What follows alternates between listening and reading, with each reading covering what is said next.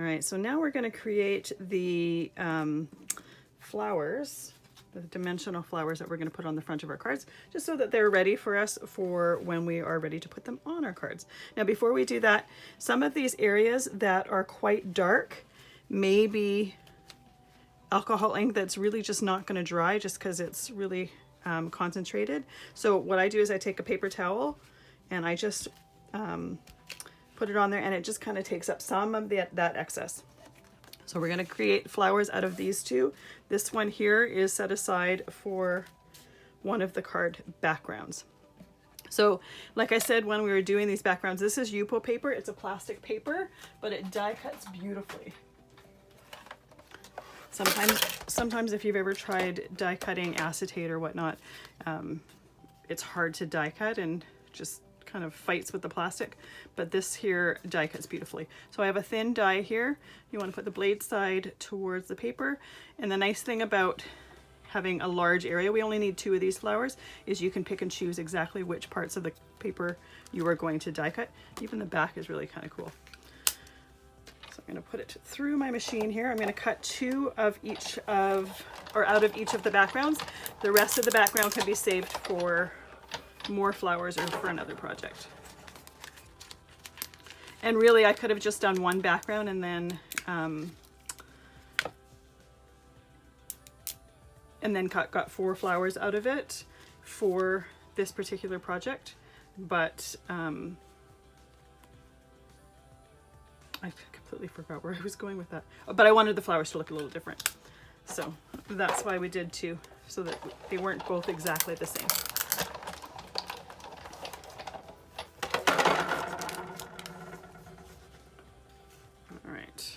Now, if by chance your die cut, that first one of the petals happened to be outside or popped out when I was taking it out of the paper, if that doesn't happen, there's little holes in die cuts specifically for this reason. You can take a pick, you can take a little thumbtack, and it'll help you pop that die cut out of there. All right, now for this one here, this one is pretty much all the same color, so it doesn't really matter exactly where I die cut it out of. This one is going on a lighter background as well. And you'll see some of that, and that's the heavier, thicker areas, got stuck to the plate just because of the pressure. So once you're done doing your die cutting, you're going to want to take that isopropyl alcohol and clean your plates off so that that is clean for the next time you want to use it. All right, 1 there, and I need 1 more. And then same with your die. Some of that alcohol ink is going to transfer as you're die cutting. It just does it to clean up. Spray some of that isopropyl alcohol on, and then use a paper towel to wipe it off. You can use an old toothbrush if it gets stuck in areas that you need to scrub a little bit to get it off. I'm just going to put this to the side for now. All right, so let's get this die cut out.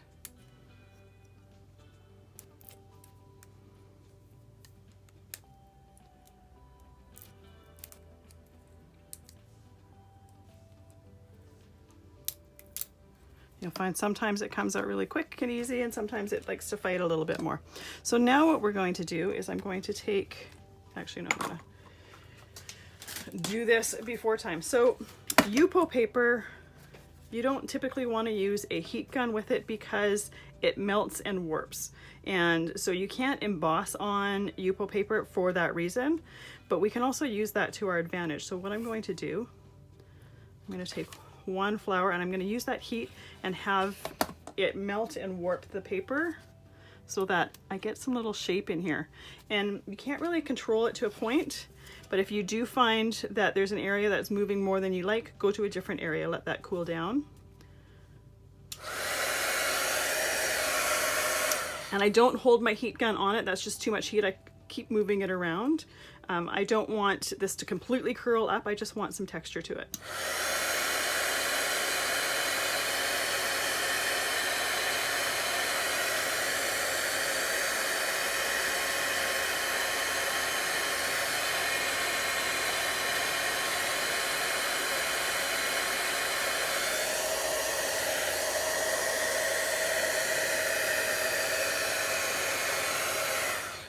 I'm gonna leave that like that. So you do need something to hold it down, otherwise this would just blow away.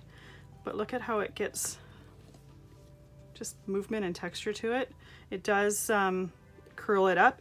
If you wanted, you could alcohol ink both sides so that if you see the whites there, it would be the color of your alcohol ink, but I don't mind seeing that white, so I left it that way.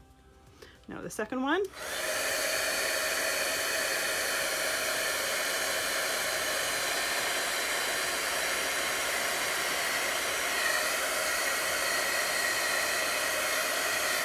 Now I want this one to be flatter than my first one because I'm going to put this first one over the second one, and I don't want them to completely curl up. So I'm going to use my Distress Collage Medium. This works on the Yupo paper. I put some in the center of the flower.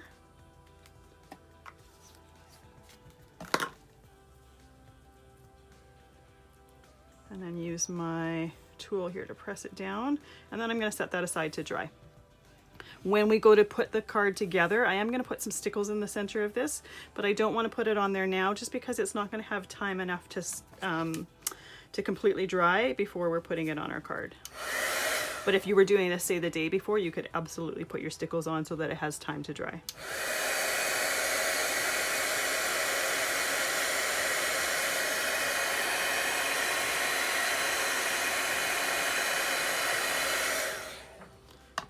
For that one.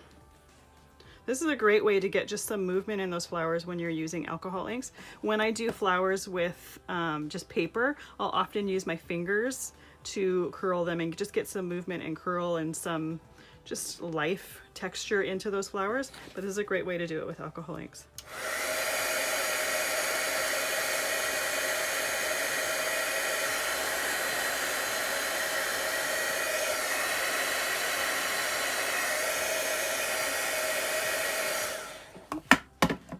That one there flipped right over. Sometimes if you get it quick enough, you can flip it back.